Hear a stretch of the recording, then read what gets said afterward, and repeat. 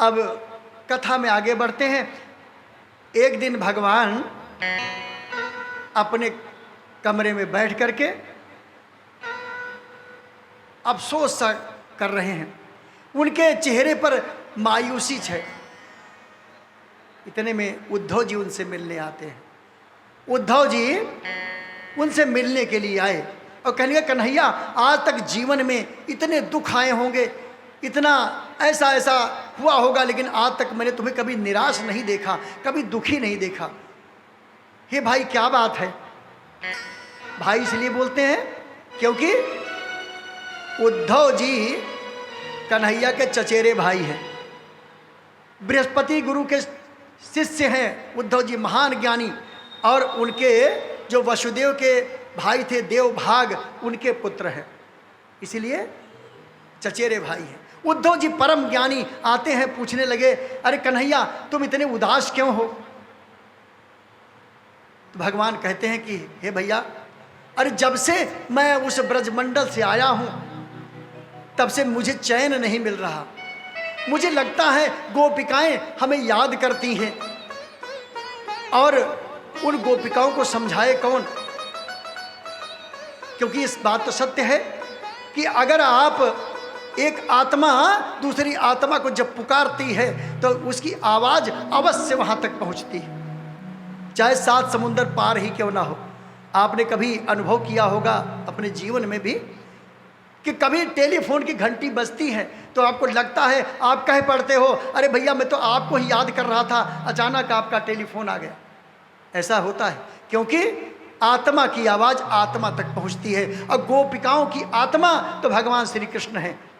जब गोपिकाएं वहाँ पर याद करती हैं तो भगवान श्री कृष्ण यहाँ पर बेचैन हो रहे हैं और उद्धव से कहते हैं कि हे भैया, बड़ी सुंदर बात कहते हैं, उद्धव मोहि ब्रज बिसरत नाही, उद्धव मोहि ब्रज बिसरत नाही, उद्धव मोहि ब्रज बिसरत नाही, उद्धव मोहि ब्रज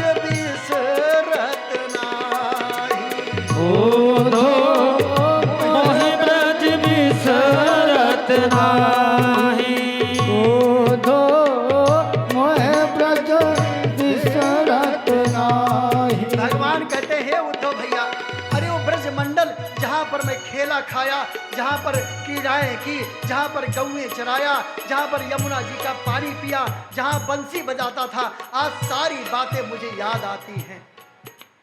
कहते हैं उद्धव मोहि ब्रज बिसरत नाही, उद्धव मोहि ब्रज बिसरत नाही, उद्धव मोहि ब्रज बिसरत नाही।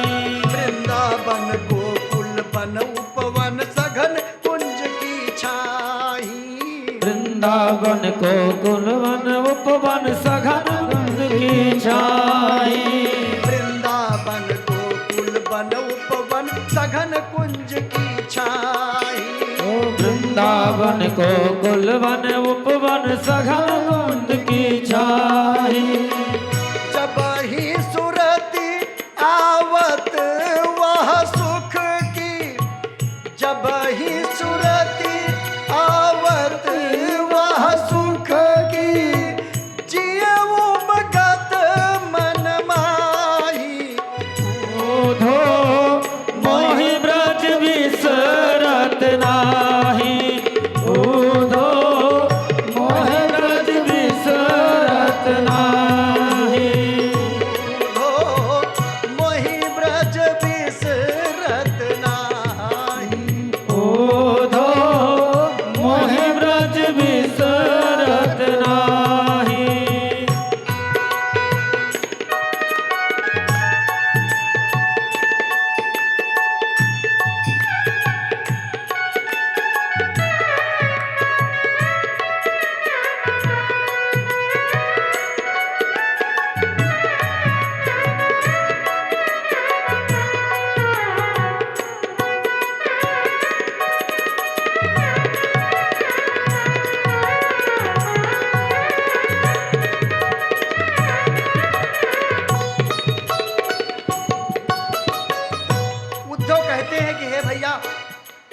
मिलने क्यों नहीं चले जाते?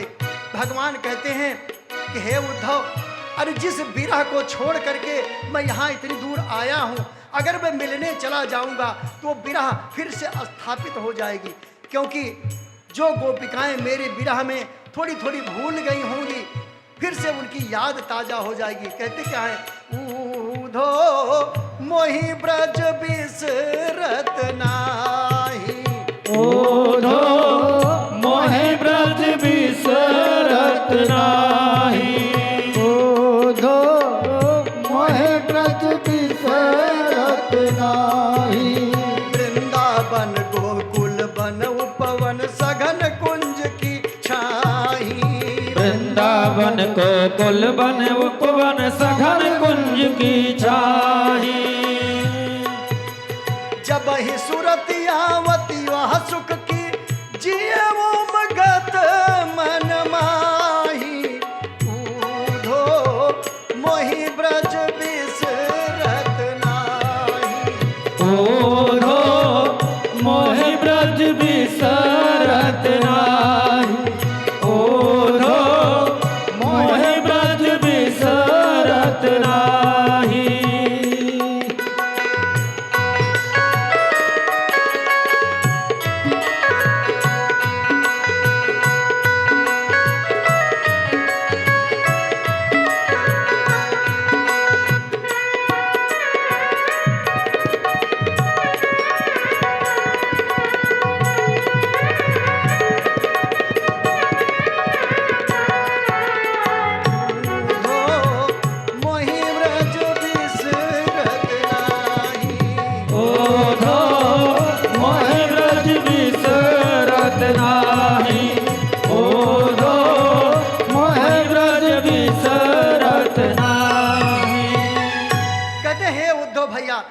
इसीलिए मेरा मन उदास है, क्योंकि मुझे अंदर में पता लग रहा है, मेरी अंतरात्मा कह रही है कि गोपियां मेरे विरह में व्यथित हो रही हैं। हे भैया, तुम तो परम ज्ञानी हो, परम पिता परमात्मा को हृदय में ध्यान करते हो, चले जाओ उनको समझा के आओ।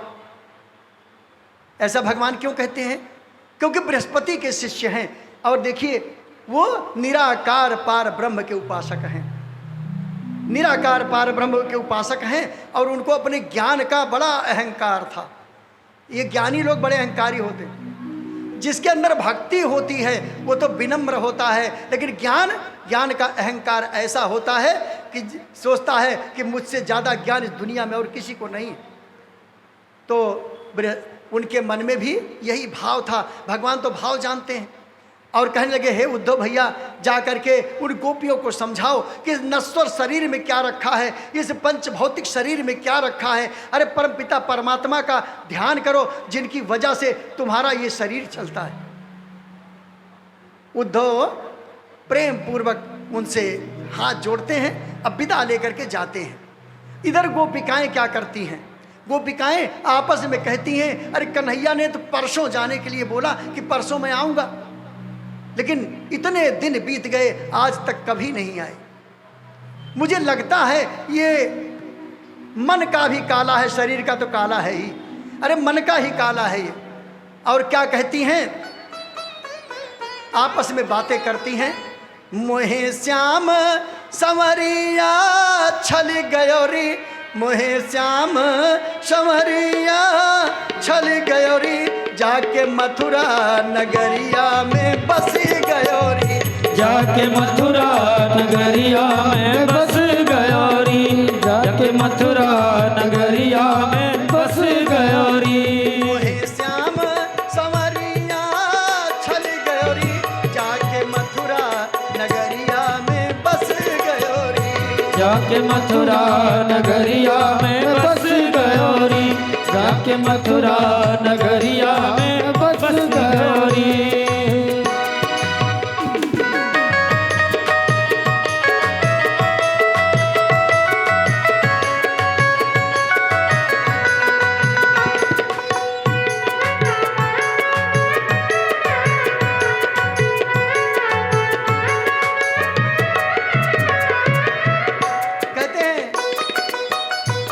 मथुरा में जब से मथुरा में जाकर के बसे हो मोह जब से मथुरा में जा कर के बसे हो मोहन, तब से लगता नहीं है कहीं भी मेरा मन, तब से लगता है कहीं कहीं मेरा मन। चला के बिरह बाण तुमने क्यों किया घायल, जला के बिरह बाण तूने क्यों किया घायल, रूठी रहती हूँ तुम्हें हो के मैं जैसे पागल, रूठी रहती हूँ मैं होके तुम्हें जैसे पागल, जीते जी श्याम विरही बनाए गयोरी, जाके मथुरा नगरिया में बस गयोरी, जाके मथुरा नगरिया में बस गयोरी, जाके मथुरा नगरिया में बस गयोरी। वही श्याम संवरिया छल गयोरी, चाहे शाम संवरिया चल गयोरी, जाके मथुरा नगरिया में बस गयोरी, जाके मथुरा नगरिया में बस गयोरी, जाके मथुरा नगरिया में बस गयोरी।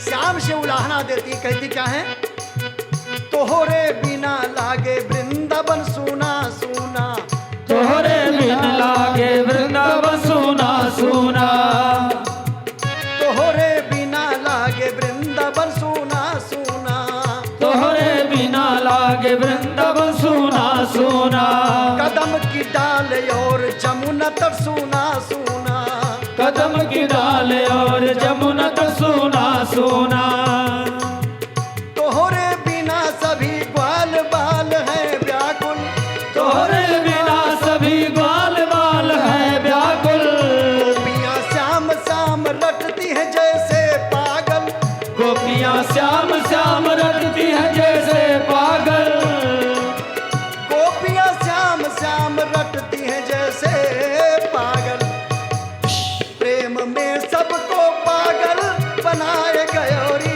मोहे श्याम संवरिया छल गयोरी, मोहे श्याम संवरिया छल गयोरी, मोहे श्याम संवरिया छल गयोरी।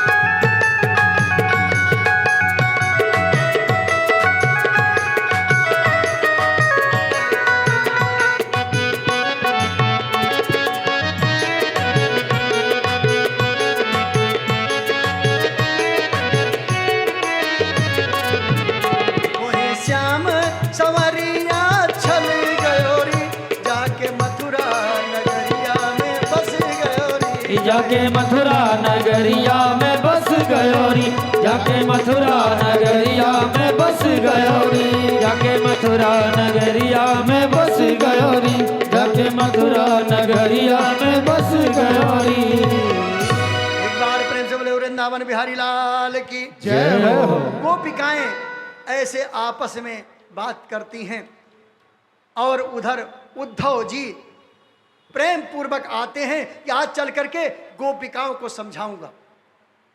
यहां जब आए तो नंद बाबा के दरवाजे के बाहर जब उनका रथ रुका तो गोपिकाओं ने सोचा शायद अक्रूर दोबारा आ गए हैं और कहने लगे ये अक्रूर मानेगा नहीं, मुझे लगता है कि नंद बाबा को भी लेकर के जाने वाला है।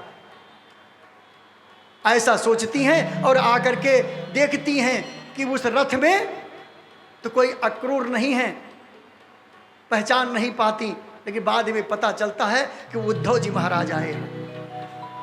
उद्धव महाराज ने रात्रि में विश्राम किया और उसके बाद सुबह सोचने लगे कि लाओ वृंदावन धाम में जगह जगह घूमता हूँ और देखता हूँ कि गोपिकाएं जहाँ जहाँ मिलती हों उनको समझाने का प्रयत्न करता हूँ। जब उद्धव जी को गोपिकाओं ने देखा तो आकर के उनको घेर लेती हैं। हे भैया उद्धव, हमारा कृष्ण कैसा है? अरे कन्हैया कैसा है? जो जैसा प्रश्न करती हैं। अब इतने प्रेम में उद्धव जी जवाब नहीं दे पाते, कोई उत्तर नहीं दे पाते और सोचने लगे हैं कि भाई मैं क्या क्या समझाऊं। और कहने लगे, अरे गोपिकाओं तुम प्रेम पूर्वक बैठो तो सही, तभी तो मैं तुम्हें बताऊंगा।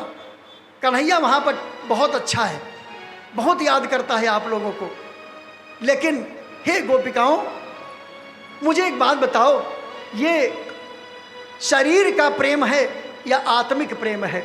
शरीर का प्रेम हो तब तो पास में आने की इच्छा होती है, लेकिन आत्मिक प्रेम हो तो आत्मा से उनको ध्यान करो, और जो परम पिता परमात्मा तुम्हारे हृदय में निवास करते हैं उनका ध्यान करो। गोपिकाएं कहने लगी, अरे उद्धव जी ये ज्ञान ध्यान की बातें हमें नहीं अच्छी लगती। अरे हम क्या जाने, हम तो प्रेमी हैं, हम तो प्रेमी हैं, भगवान के चरणों के प्रेमी हैं, भगवान के दर्शन के प्रेमी हैं, हमें ये ज्ञान की बातें अच्छी नहीं लगती। उद्धव जी बहुत प्रयत्न करते हैं लेकिन समझा नहीं पाते, और अंत में कहते क्या हैं, जब समझा समझा के हार गए और नहीं समझा पाए तो सोचते हैं कि अरे गोपिकाएं कितनी प्रेमी हैं, अरे इतने प्रेम में तो आदि पत्थर भी द्रवित हो जाए, ये कन्हैया वहाँ जाकर के मथुरा में कैसे बैठ गया है, ये सोचने लगे और ज्ञान भूल गए। जो योग बताने आए थे, अष्टांग योग बताने आए थे, वो अष्टांग योग भूल गए उद्धव जी। ये प्रेम में भगवान के जब गोपिकाओं को देखा तो सब कुछ ज्ञान ध्यान भूल गए और सोचने लगे, या लकुटी अरु कामरिया पर राजती हूँ पुर को तजडारो, आठों सिद्धि नवो निधि के सुख नंद की गाय चराए बिशारो। कहने लगे, अरे नंद की गाय चराने में जो आनंद है, जो ब्रजमंडल में आनंद है, जो ब्रज की रज में आनंद है, वो कहाँ है? अरे निराकार पार ब्रह्म को तो हम ध्यान लगा करके देखते हैं, और यहाँ पर तो प्रेम गंगा बह रही है, इस गंगा में तो हमारा मन भी सराबोर हो गया। और इस प्रकार से उद्धव जी सोचते हैं कि क्या समझाऊं, चरण रज माथे लगाते हैं ब्रज की और कहते हैं, हे कन्हैया इस ब्रज रज में मुझे लगता है कि लौटने का मन करता है।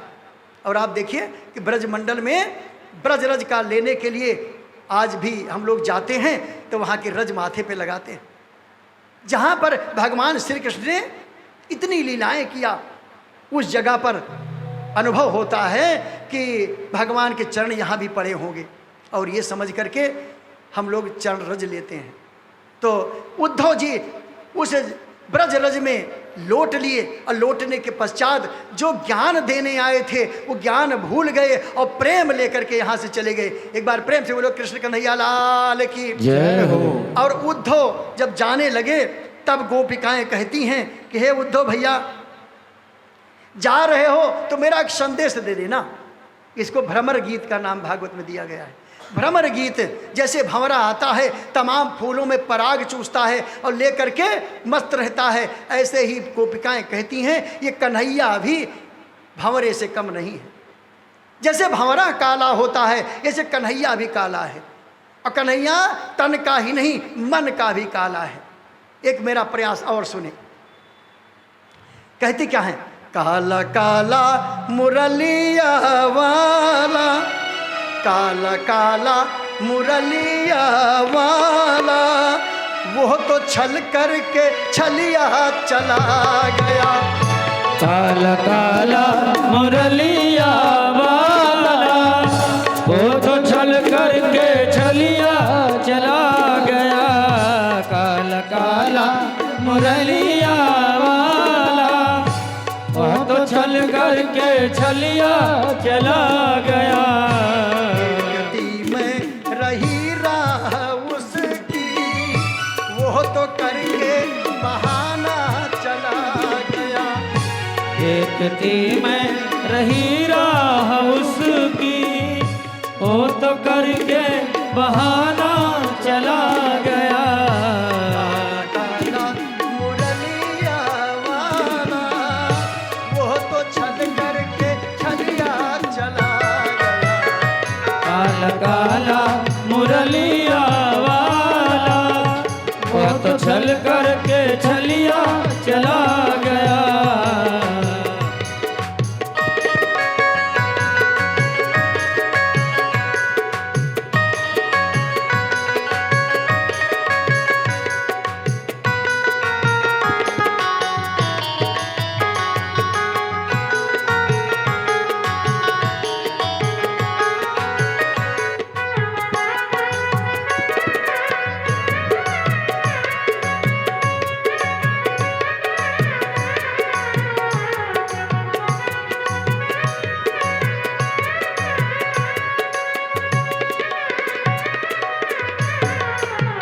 गोपिकाएं कहती हैं, कह रहा था कि आऊंगा परसों, पर वो आया नहीं बीते बरसों।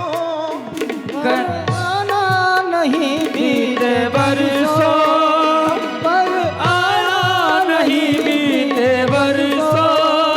फंस गया डूब जाके जाल में वो, फंस गया डूब जाके जाल में वो, बन के निष्ठुर संवरिया चला गया। फंस गया डूब जाके जाल में वो, बन के निष्ठुर समरिया चला गया। काला काला मुरलिया वाला, वो तो छलिया छल करके चला गया। रो रही राधा तेरी विरह में, गोपियां सब विकल हो रही हैं।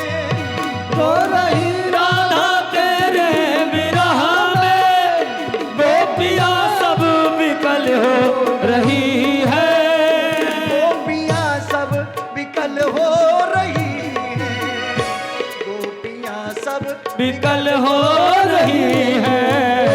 आके दर्शन दिखा दे संवरिया, आके दर्शन दिखा दे सवरिया, करके हरि को दीवाना चला गया।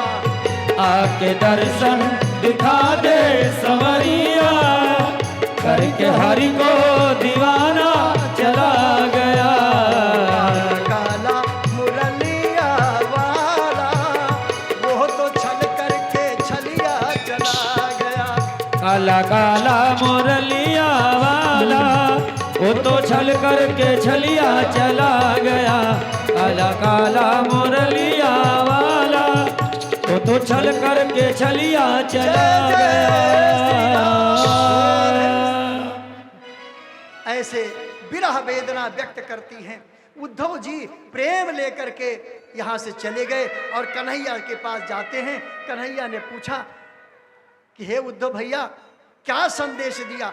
अरे कहने लगे कि मैं क्या संदेश देता कन्हैया, वहाँ तो प्रेम में तुम्हारे विकल हो रहे हैं सारे ब्रजवासी। अरे एक बार उनको दर्शन दिखा के तो आओ। तब भगवान कहते हैं कि मेरी विवशता है। देखिए, वृंदावन धाम और मथुरा में बहुत ज़्यादा दूरी नहीं है, लेकिन जब से भगवान गए तब से वापस नहीं आए, और गोपिकाओं और ब्रज मंडल वाले भी कभी भगवान से मिलने नहीं गए, क्योंकि प्रेम देना जानता है, लेना नहीं जानता।